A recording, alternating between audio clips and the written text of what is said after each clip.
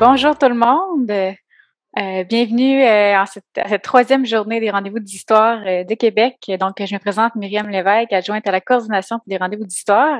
Et aujourd'hui, on a le plaisir d'avoir un atelier jeunesse, en fait un atelier pour toute la famille de la part de Laurence Pouliot.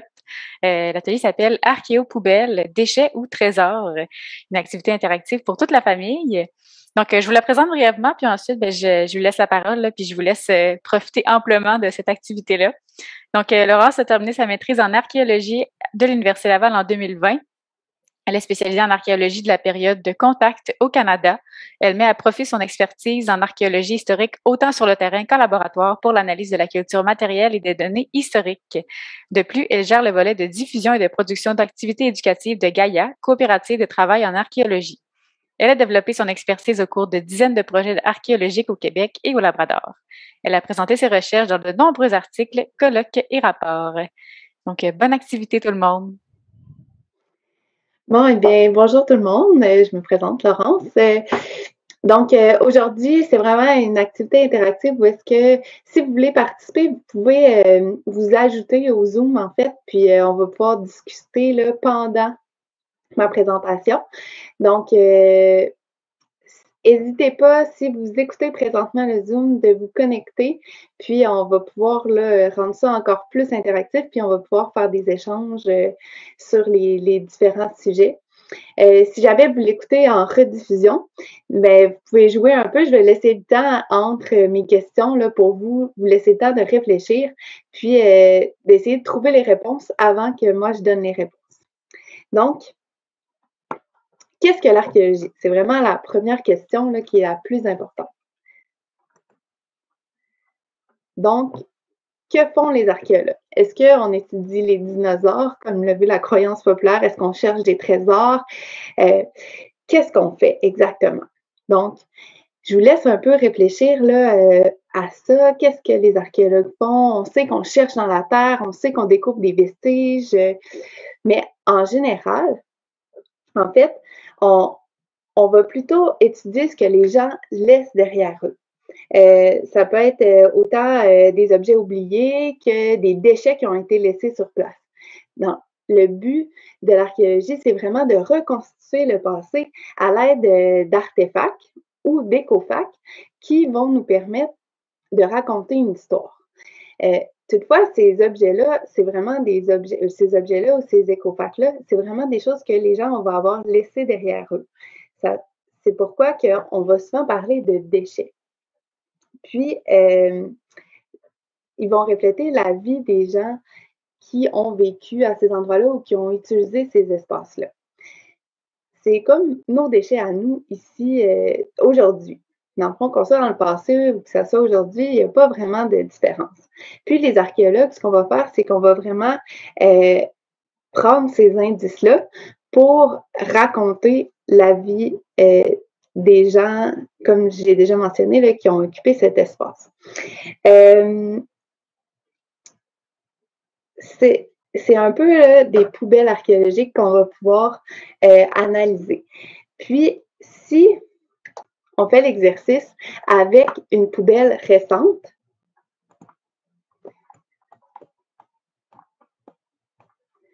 donc,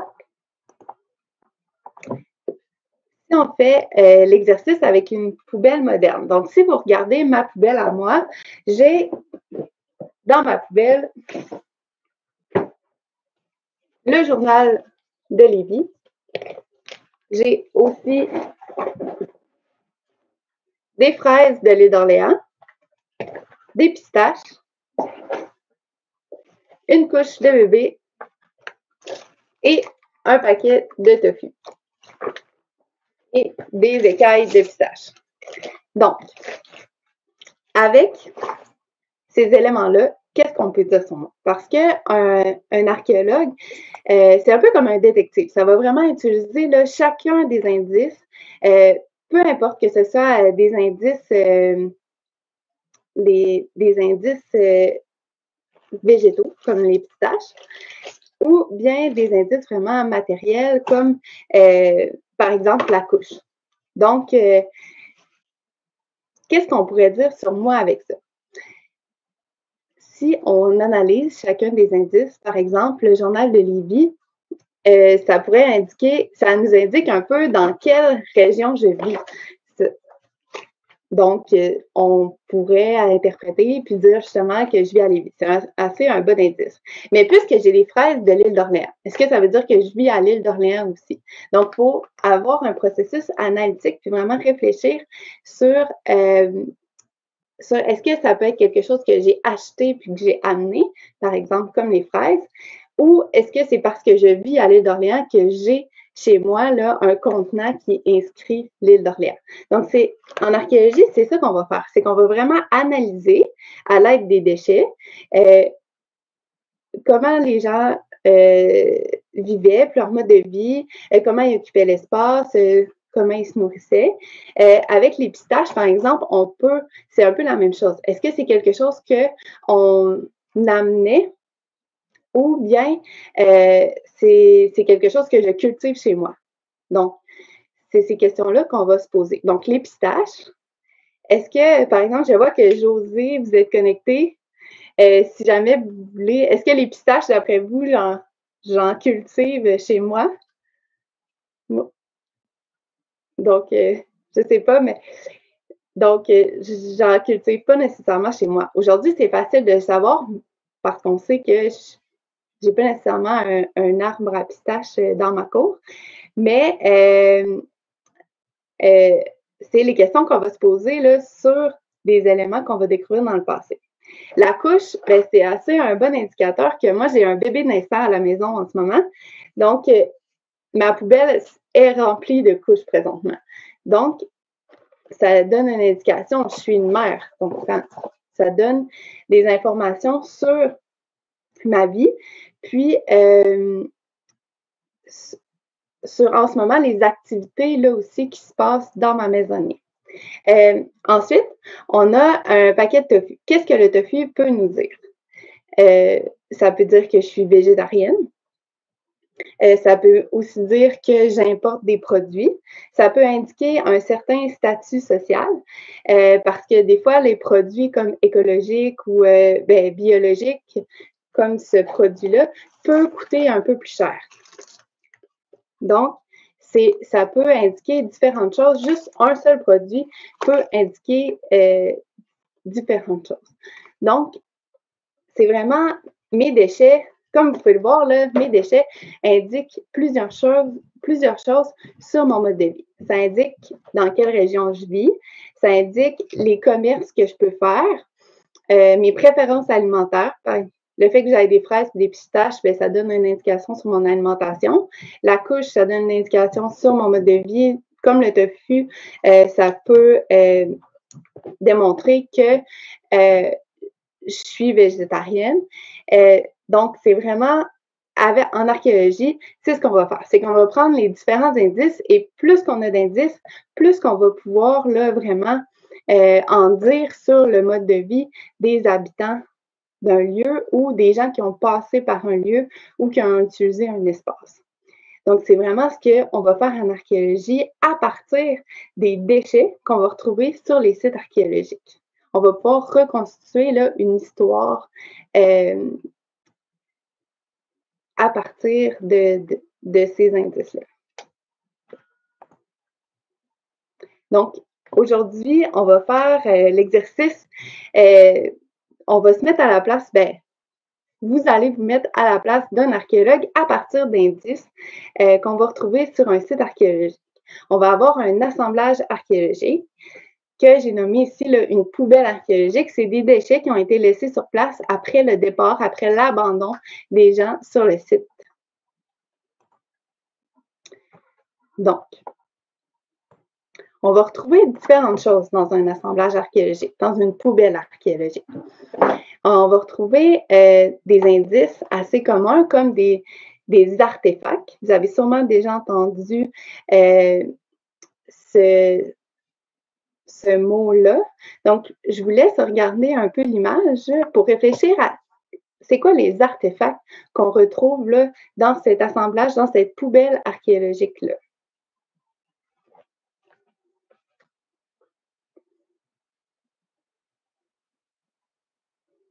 Donc, on peut voir que les artefacts, c'est-à-dire les objets ou tout ce qui est fabriqué par l'homme, ici, on a des fragments de céramique, on a de la pierre, différents objets en pierre taillée, mais aussi en pierre polie.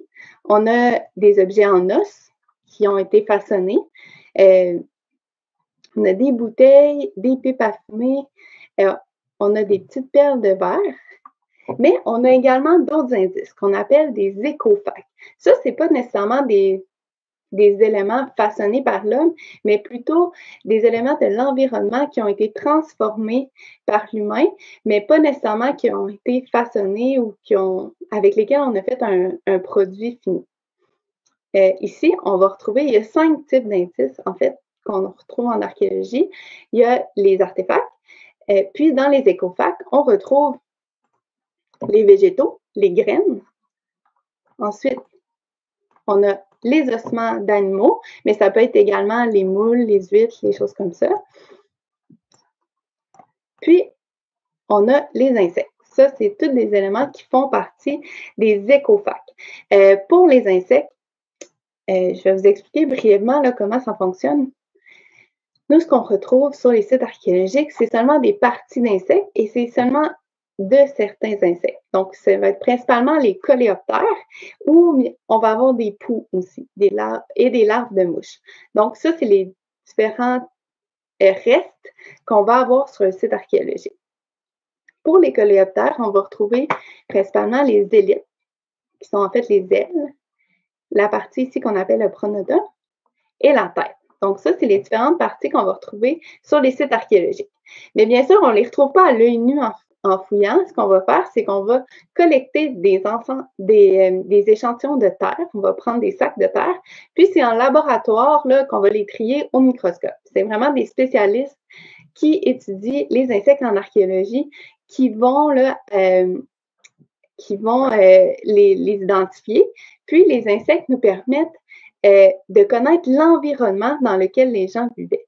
Par exemple, chez vous, il y a peut-être 200 000 ans ou 100 000 ans, l'environnement était complètement différent.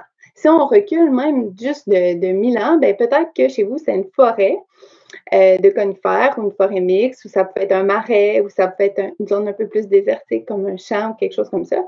Puis, il y a des insectes qui sont associés à cet environnement-là précis.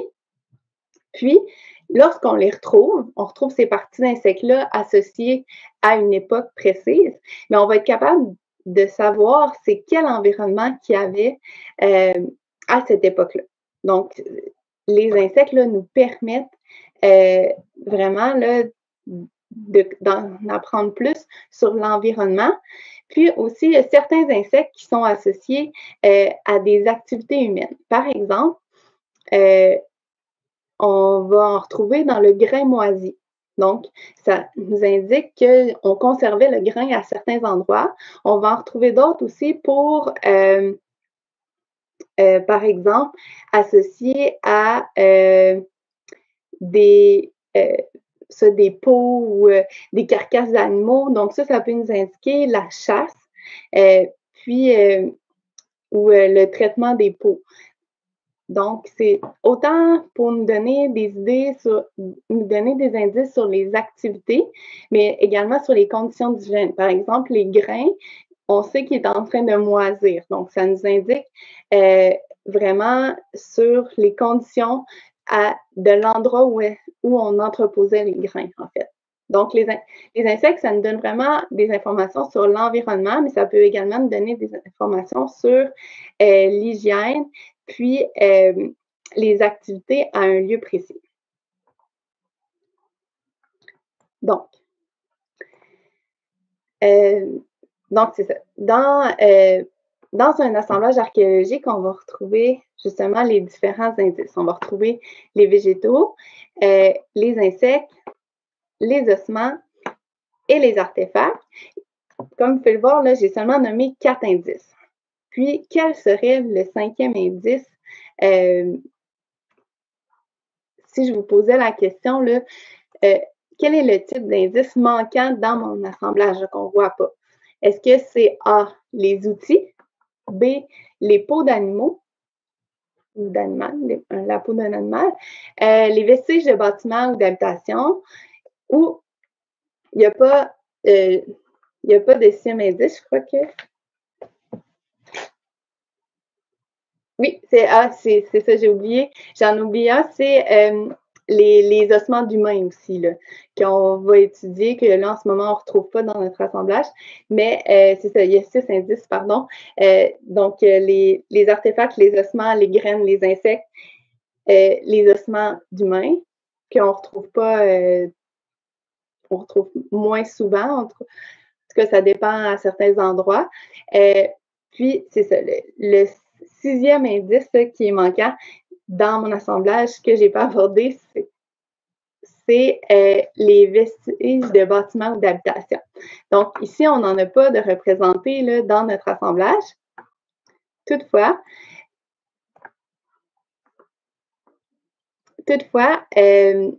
on a certains éléments qui représentent dans notre assemblage le lieu d'habitation, comme pourrait être associé là, un vestige en pierre maçonnée. On a ici des petits charbons. Donc, si on va voir, on retrouve des charbons. À quoi pourraient être associés ces charbons-là, selon vous? Qu'est-ce que ça nous indique? Est-ce que c'est seulement dans le sol? Puis, c'est juste un hasard que ça s'est retrouvé sur mon site archéologique?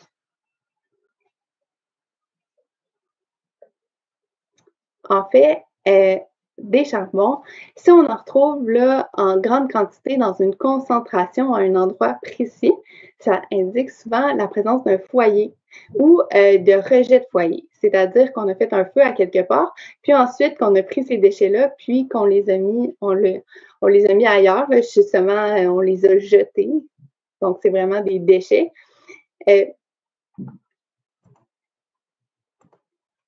Donc, je vais voir.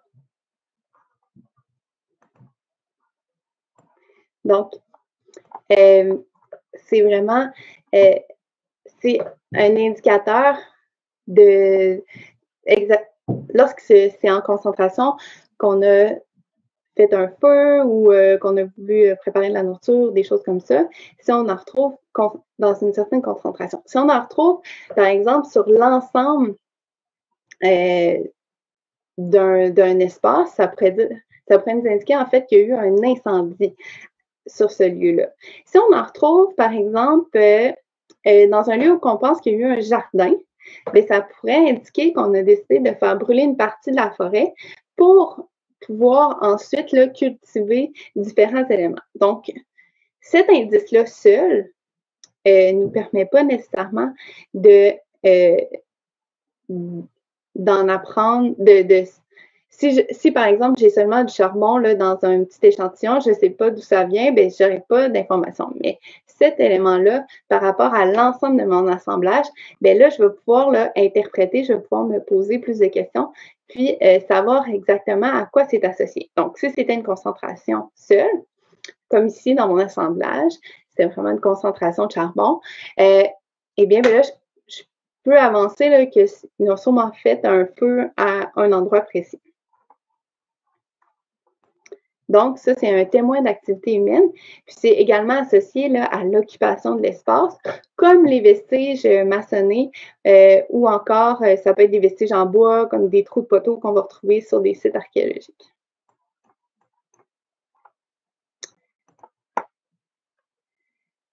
Donc, quels sont les autres témoins d'activité humaine qu'on va retrouver sur les sites archéologiques? Si on commence par regarder là, si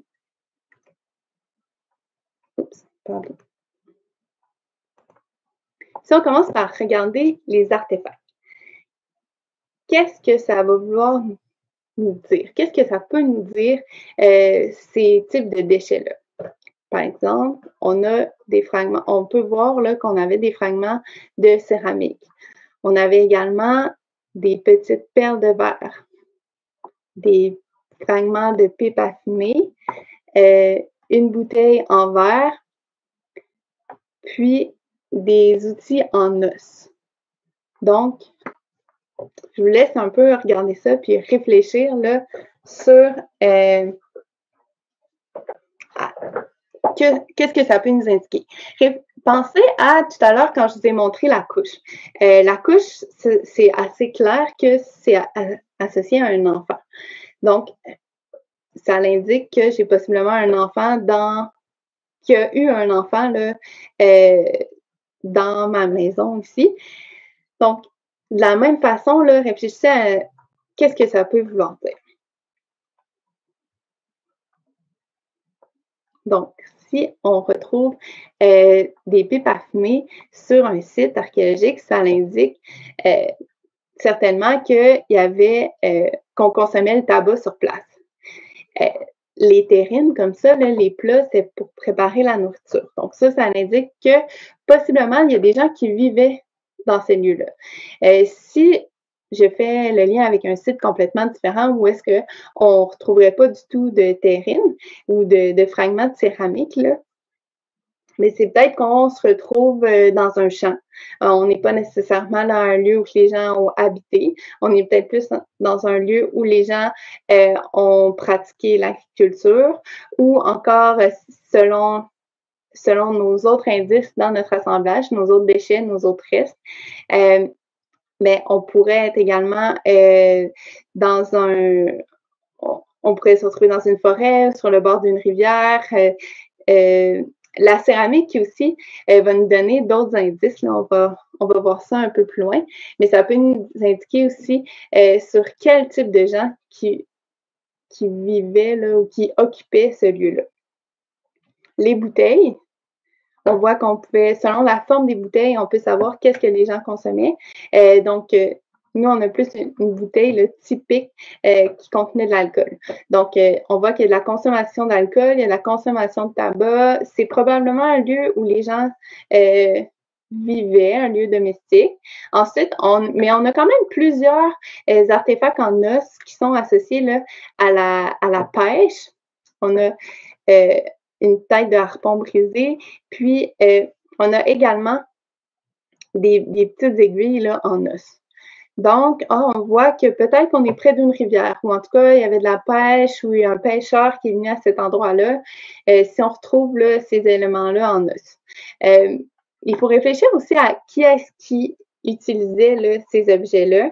Comme un objet en os, c'est peut-être plus une communauté autochtone, étant donné que c'est pas nécessairement des hameçons en fer comme les Européens là, qui pouvaient venir ici en Amérique, qui avaient déjà tout leur matériel. Donc, même chose que les aiguilles. Normalement, ces objets-là, lorsqu'on pense aux Européens, sont plutôt en fer, tandis que chez les groupes autochtones, ils sont plutôt en os. Ensuite, pour les perles de verre, je ne sais pas à quoi associez-vous, là, vous, les perles de verre, normalement, comment c'était utilisé, d'après vous, dans le passé? Donc, est-ce que c'était selon vous, est-ce que c'était selon vous utilisé pour la décoration des vêtements, utilisé comme une monnaie d'échange? Est-ce que c'est utilisé pour fabriquer des colliers ou des pendentifs? Donc, je vous laisse réfléchir un peu à tout ça.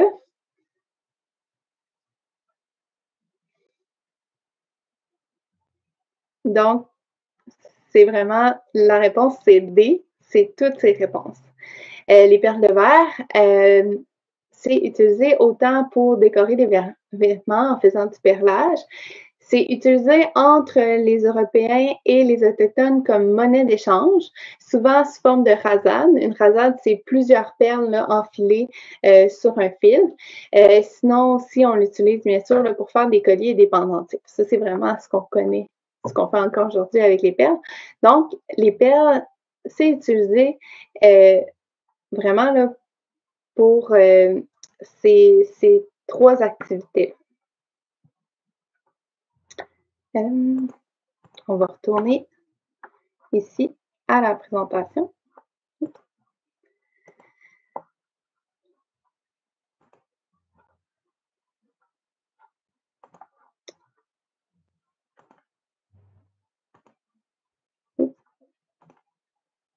Désolée.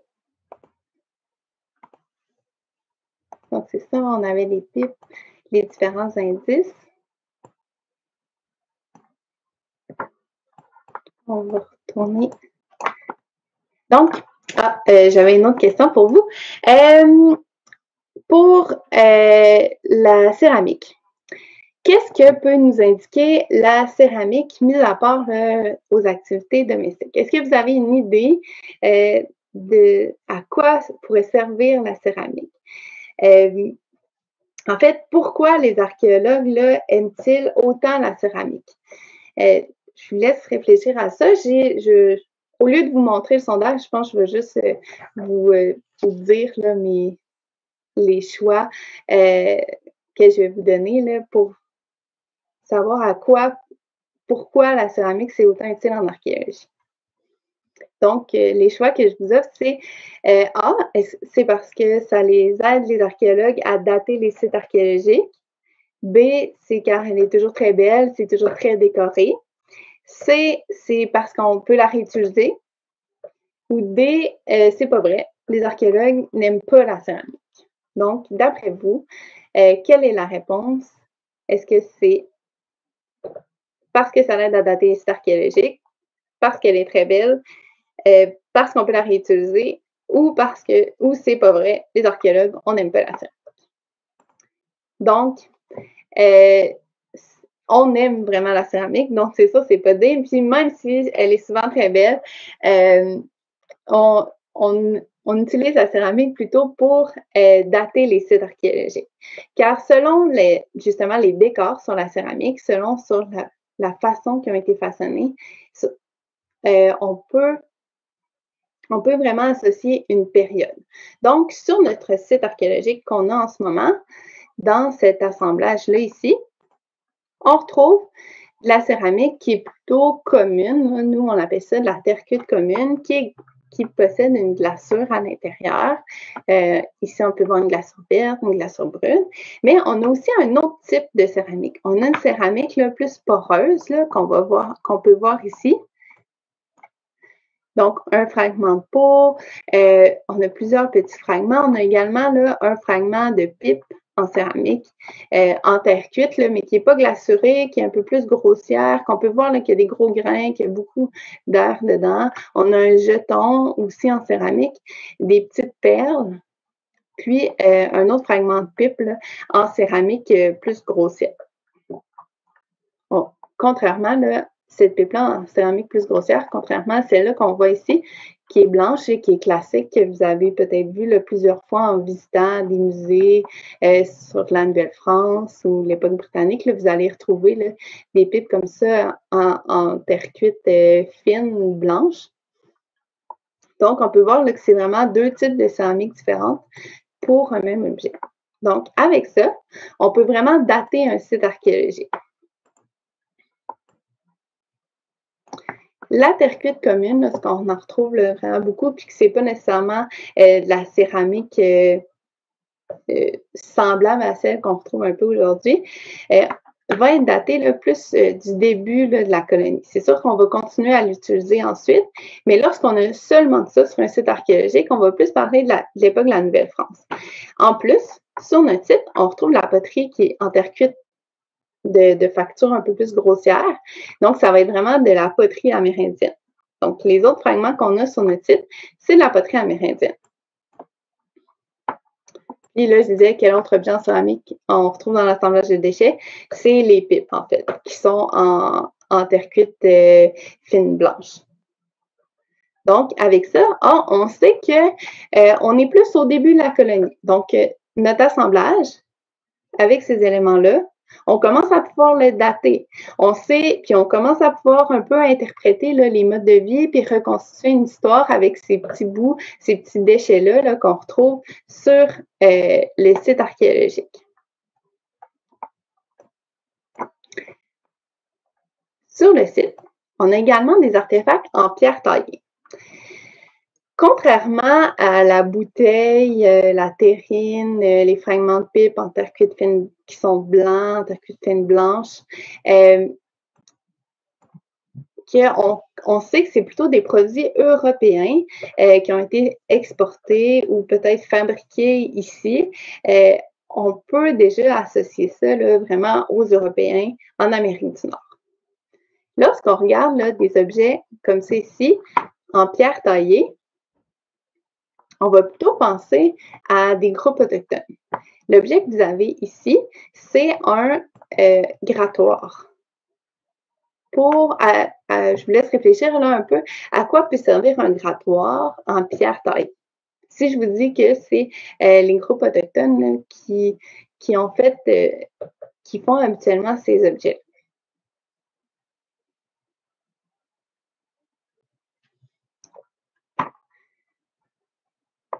Donc, les grattoirs, c'est vraiment utilisé là, pour gratter les peaux.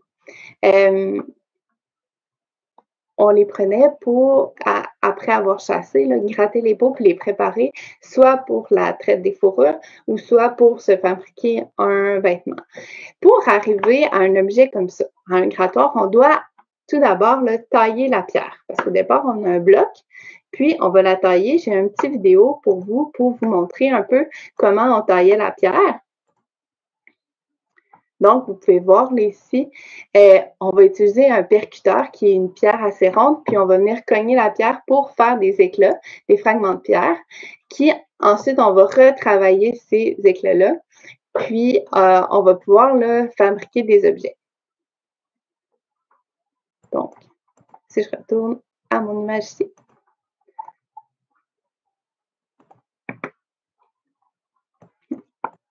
Donc, si je retourne à mon image ici, on peut voir qu'on a les différentes étapes de fabrication d'un grattoir comme ça. On a le bloc de pierre de départ, on a les éclats qui ont été façonnés pour pouvoir faire le grattoir ou pour pouvoir préparer la pierre qui va devenir le grattoir. On a également, là, si on retourne à notre assemblage,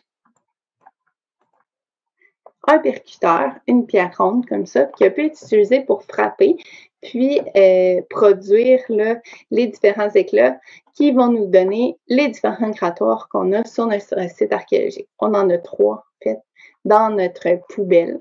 Donc, ça veut dire que peut-être ces objets-là, on les a oubliés. C'est peut-être des objets qui ont été abandonnés parce qu'on aurait pu continuer à les utiliser là, sur notre site archéologique. Ensuite, pour les objets en pierre, on va avoir aussi les objets en pierre polie. On a ici, c'est assez facile à voir, on a une pointe de flèche en pierre polie.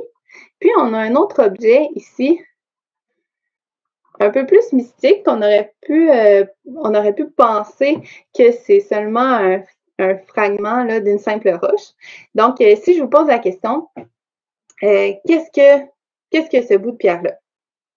D'après vous, est-ce que c'est A, une simple roche, B, un fragment de pointe, mais qui nous manque un bout, comme c'est plus difficile à voir, C, un fragment de meule. Une meule, on utilise ça pour écraser le grain, ou un fragment de hache, une hache qui pouvait servir à couper, par exemple, un arbre ou qui peut être utilisé à différentes fins là, pour travailler le bois. Donc, ce morceau-là, selon vous, qu'est-ce que c'est? A, une simple roche. B, une pointe de flèche, un fragment de pointe de flèche. C, un fragment d'une meule. Ou D, un fragment de hache. Donc, pour vous donner la réponse, je vais vous montrer une autre petite vidéo qui est de technologie autochtone. Donc, si vous voulez là, apprendre plein de choses sur l'archéologie et sur les différentes technologies, vous pouvez aller voir là, leur chaîne YouTube. Vous allez apprendre plusieurs choses. Donc, je crois que vous pouvez voir que le fragment qu'on a, nous, dans notre assemblage archéologique, c'est un fragment de meule, comme ça ici. Donc, que les Autochtones ont pu utiliser en... je vais juste remonter un petit peu pour que vous voyez mieux. On pu utiliser pour moudre différentes choses, comme ici des glands de chêne. Donc, c'est ce qu'on retrouve dans notre assemblage archéologique.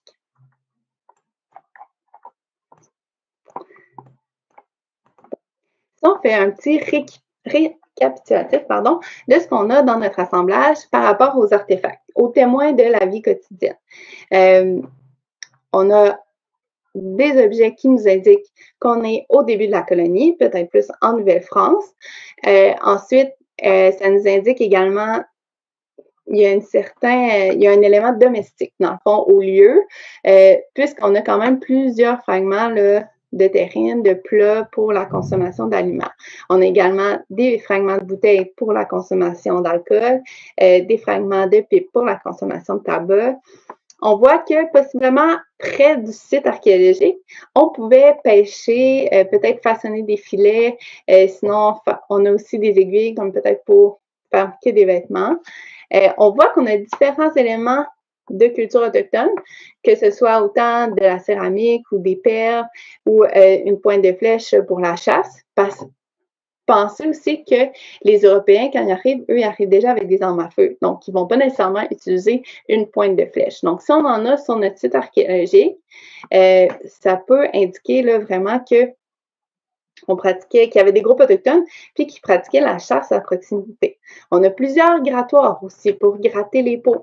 Puis on voit qu'on a peut-être fabriqué des grattoirs sur place parce qu'on a les différents éléments qui indiquent qu'on a taillé de la pierre sur le site. Donc, ces grattoirs-là ont peut-être été fabriqués directement sur le site. On a des perles de verre aussi qui indiquent autant la décoration de vêtements que peut-être les échanges entre les Européens et les groupes autochtones. Donc, on commence déjà à en apprendre beaucoup sur le mode de vie.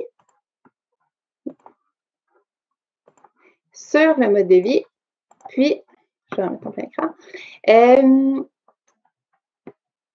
Sur le mode de vie des gens qui ont vécu sur le site qu'on étudie à partir des déchets qu'ils ont laissés sur place. Maintenant, on va passer aux écofacts. Donc, qu'est-ce que peut nous apprendre les différents écofacts qu'on a sur notre site archéologique?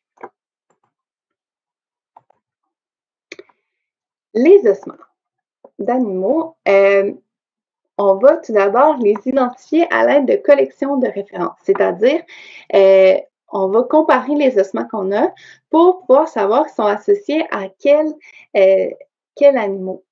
On pourrait, ici, dans notre cas, on a des ossements soit de renard ou de chien, puis on a également des dents d'ours.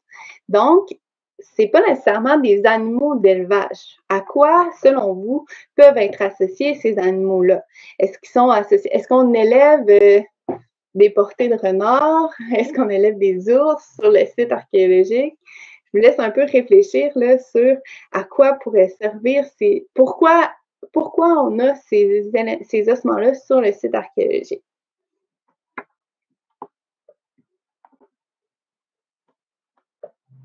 Donc, si on met aussi ces ossements-là, cette identification des ossements, avec ce qu'on a déjà sur le site archéologique, par exemple, les grattoirs de peau, ben, on peut comprendre que ces animaux-là, surtout le renard, étaient possiblement chassés pour la traite des fourrures. Puis qu'on défaisait les carcasses sur le site archéologique et qu'on préparait les peaux sur ce site archéologique-là. Les dents aussi, les dents d'ours, mais ça, c'est un peu... ça peut autant démontrer un peu la traite des fourrures, mais parfois la chasse à l'ours, c'est plutôt une chasse opportuniste. Donc, si je vois un ours, je vais chasser. Puis, une dent d'ours, ça peut devenir un peu un trophée, là.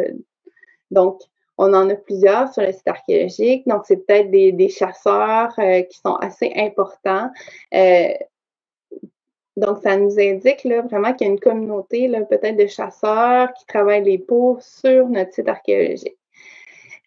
On peut regarder également les traces sur les ossements. Donc, sur un des ossements, on voit qu'il y a plusieurs traces de dents de chien. Donc, il y avait des chiens qui accompagnaient les gens qui vivaient à cet endroit. On a également d'autres témoins zooarchéologiques, c'est-à-dire d'autres restes associés aux animaux. Comme c'est ici, c'est une moule d'eau douce. Donc, si on retourne à notre assemblage, on voit qu'on a une boule d'eau d'ours, les dents, puis les ossements de renard. La moule d'eau douce peut nous indiquer plutôt, autant que les éléments de pêche, peut nous indiquer qu'on est près d'une rivière. On n'est pas nécessairement là, près de la mer parce que les moules d'eau douce se retrouvent plutôt là, dans les rivières. Donc, c'est un peu comme les insectes, ça nous donne l'information sur l'environnement, où est-ce qu'on est situé, où est-ce qu'est situé notre site archéologique.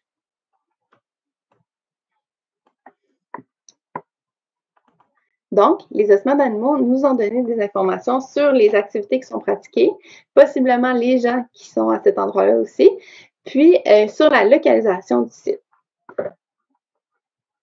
Maintenant, si on va regarder les restes botaniques, on a, c'est un peu comme les insectes, on va collecter sur les sites archéologiques des échantillons de terre, puis ces échantillons de terre-là, on va les analyser en laboratoire.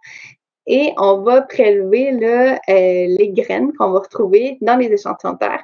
Puis, on va les comparer, comme les ossements, à des collections de références archéologiques.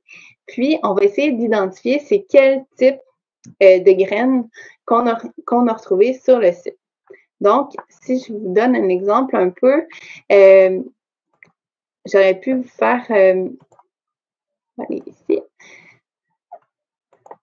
Essayer de vous faire identifier là, les restes qu'on a sur notre site. Donc, on n'a pas du maïs, ça ne ressemblait pas à ça, la graine que je vous ai montrée. C'était petit, peut-être un peu comme ça. C'était pas ça non plus. C'était plutôt quelque chose, si je vous remonte l'image, puis qu'on zoome, on peut zoomer encore plus proche. Donc, on voit, grâce à notre collection de références, que sur notre site archéologique, c'est des graines de framboise qu'on retrouve sur notre site. Ensuite, on a également un autre type de graines. Je ne sais pas si vous le savez déjà, c'est une graine qui est bien connue, très populaire, dans le temps de l'Halloween. Donc, c'est des graines de courge ou de citrouille, de tous les types de courges. Donc, on retrouve des graines de courge sur le site archéologique. Donc, qu'est-ce que peut nous indiquer ces deux types de graines-là? Les framboises. Est-ce que c'est un type de céréale? Non. Est-ce que on utilise ça plutôt d'une façon... Est-ce qu'on veut faire une production de framboises? C'est toutes ces questions-là qu'il faut se poser quand on retrouve ces types de déchets-là. Ici, dans ce cas-ci, si on réfléchit par rapport à nos autres indices, on sait qu'on est au début de la colonie, mais on peut penser que c'est simplement des framboisiers qui sont présents sur le site archéologique et que les gens en consomment quotidiennement. Donc, puisqu'on en a quand même beaucoup, donc on voit que les gens en consommaient, puis qu'il y en a peut-être beaucoup aussi sur le site. Aussi, on a les moules d'eau douce, peut-être qu'on est dans un lieu un peu plus forestier, justement, près d'une rivière, avec des arbustes, des framboisiers là, à proximité. On a également là, beaucoup de graines de courge. Donc, si vous vous rappelez un peu, là, si je vous parle des trois sœurs, on a le maïs, les courges, qui sont plutôt associés là, vraiment au groupe autochtone. Donc, les courges, justement, c'est ça fait partie là, des trois sœurs là, qu'on associe au groupe, aux Autochtones, puis au type d'aliments qu'eux cultivaient.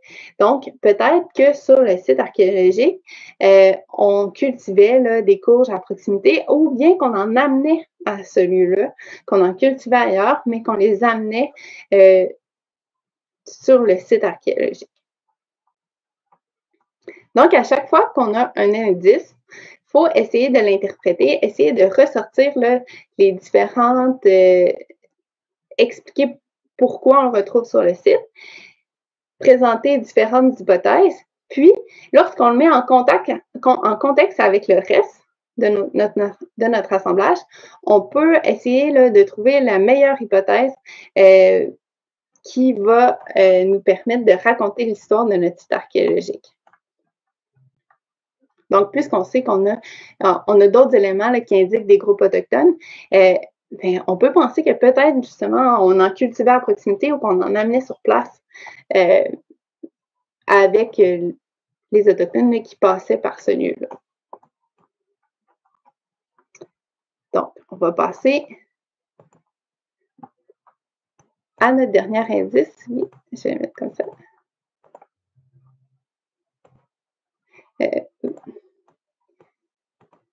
Donc, on va passer aux insectes. Donc, comme je vous expliquais, là, quand on prélève là, des insectes sur un site archéologique, là, ici, je vous ai mis des images plus communes là, des insectes au lieu de vous mettre seulement des parties, mais ça peut ressembler un peu à ça ici. On va retrouver là, les différentes parties des insectes.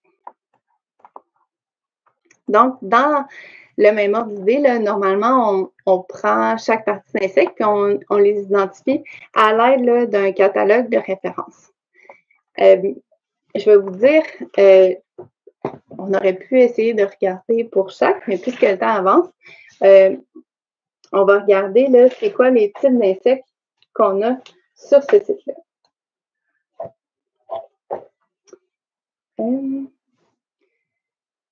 Donc, on a un insecte qui nous indique là, qui est plutôt associé au bleuet.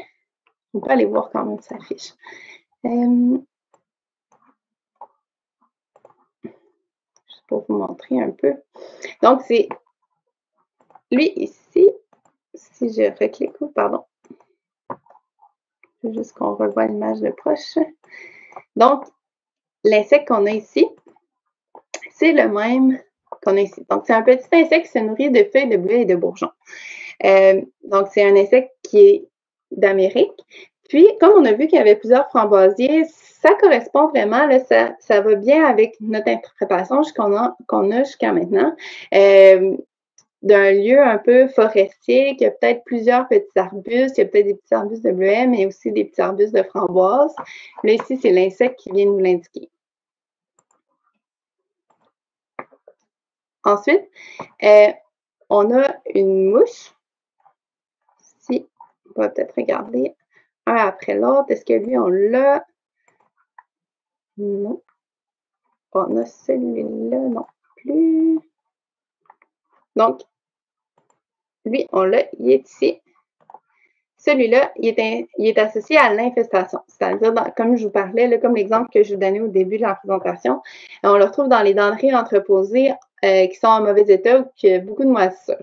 Donc, c'est un lieu où l'hygiène est peut-être plus ou moins là, adéquate, mais ça nous indique aussi qu'il y a des denrées entreposées dans ce lieu précis-là.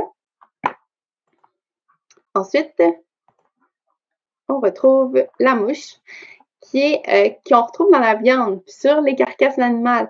Donc, sur les carcasses d'animaux, pardon. Donc, ça fonctionne vraiment avec l'idée là, du travail de la peau, puis des chasseurs qu'on retrouve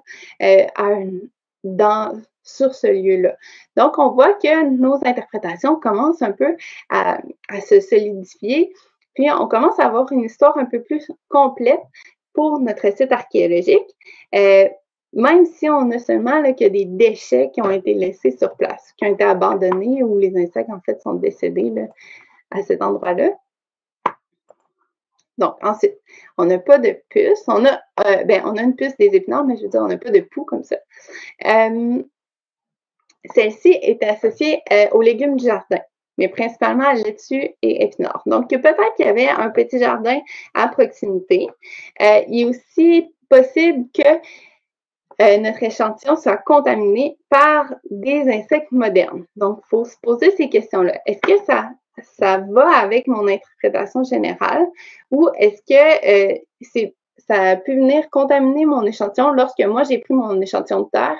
Peut-être qu'à proximité, si j'ai des jardins et que je retrouve cet insecte-là, ben, on pourrait penser que, peut-être que ça a été contaminé, ça ne fonctionne pas. Sinon, si ça n'a pas trop de lien avec l'ensemble de mon assemblage archéologique, de ma poubelle archéologique. Mais là, ça peut fonctionner tout à fait. Là, il y aurait pu avoir un jardin sur les lieux. Ensuite, l'insecte qui nous manquait, c'est le petit noir ici. Donc, c'est le ténébrion meunier. Lui, on le retrouve aussi dans le grain humide et détérioré. Donc, sa présence indique aussi des mauvaises conditions sanitaires. Donc, c'est un peu le même principe, là. Il vient confirmer qu'on entreposait de la nourriture et que l'entreposage de la nourriture n'était peut-être pas adéquat. Que les grains ont l'air de moisir ou que c'est un lieu là, assez humide. Donc, les insectes sont venus un peu confirmer, puis nous parler de l'environnement qu'on a sur notre site archéologique, puis sont venus justement confirmer nos hypothèses qu'on avait déjà au départ. Donc, si je reviens ici.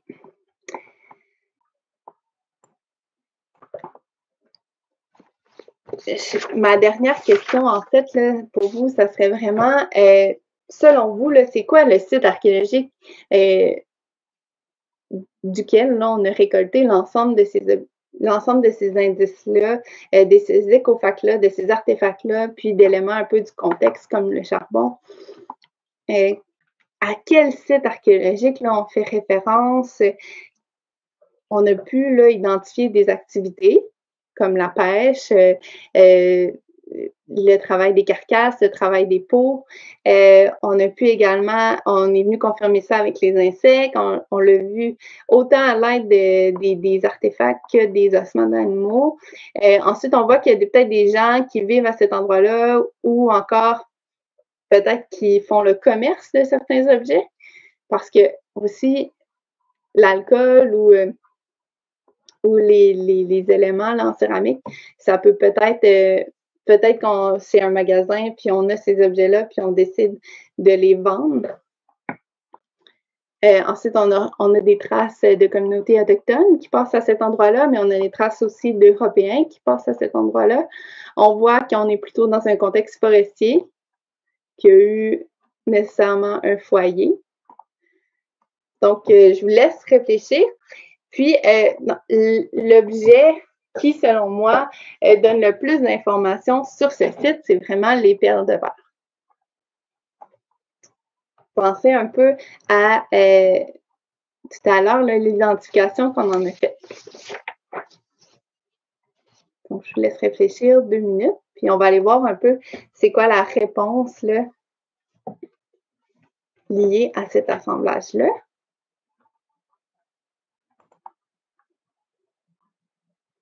Okay. Je ne sais pas si vous avez fait vos...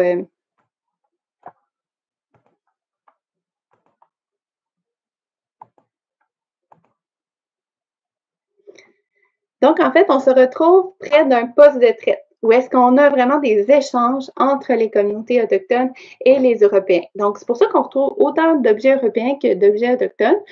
On est dans un lieu un peu plus retiré, on n'est pas dans un lieu urbain. On le voit par les insectes et les végétaux. On voit qu'il y a des produits qui proviennent des deux groupes. Souvent, dans les postes de traite, il y a des gens qui vivent sur place. Souvent, les groupes autochtones vont peut-être vivre près du poste de traite pendant quelques jours à proximité. Donc, c'est pour ça qu'on peut retrouver le foyer, puis aussi la taille des objets en pierre, parce qu'ils peuvent tailler sur place s'ils sont arrêtés pendant quelques jours. Puis, les perles de verre nous indiquent vraiment l'échange, parce que les perles de verre sont utilisées à cette période-là vraiment comme monnaie d'échange. La céramique nous indique aussi la période.